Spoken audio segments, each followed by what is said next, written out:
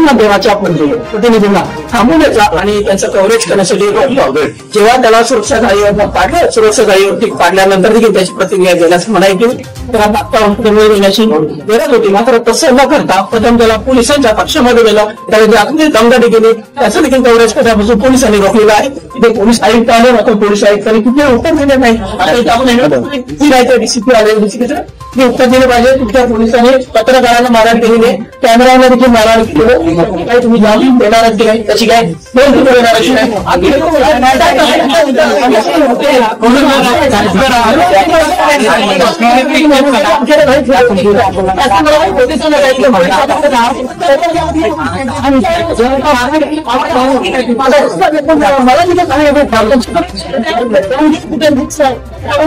अनुशासन शिकवण्याची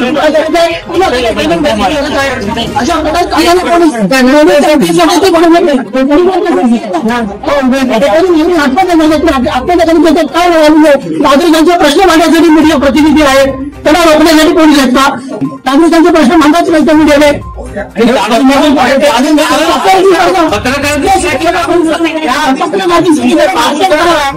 सांगितलं असेल बाबूसाहेब काहीतरी अलर्ट आहे, कोणतरी आंदोलन, आम्ही तुम्हाला कोऑपरेट करतो, त्याचं हे फलित आहे का? दारं बंद करत याची स्ट्रॅटेजी काय आहे? मोबाईलचे तर कॅमेरा आणा नाही, कारण काय धक्काबुक्की का करत आले पोलीस? तुम्ही व्हिडिओ बघा, आम्हाला माहिती आहे तुम्ही कारवाई तर करणार नाही, पण तुम्हाला आज काहीतरी निर्णय घ्यावा लागेल सर. आणि आता तर नेहमीच आहे का? आणि प्रत्येक गेटवर पत्रकारांची जाणून बुजून असं वागितलं जातं.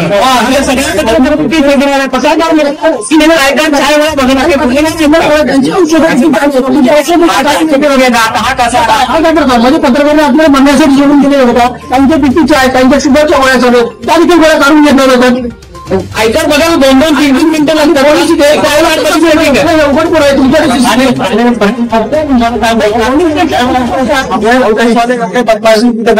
अनेक लोकांना 10-5 रुपये देऊन आम्ही एवढ्या वर्षापासून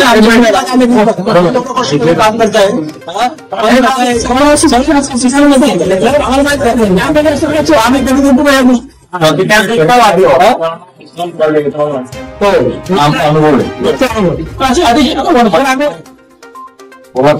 मला कोणाला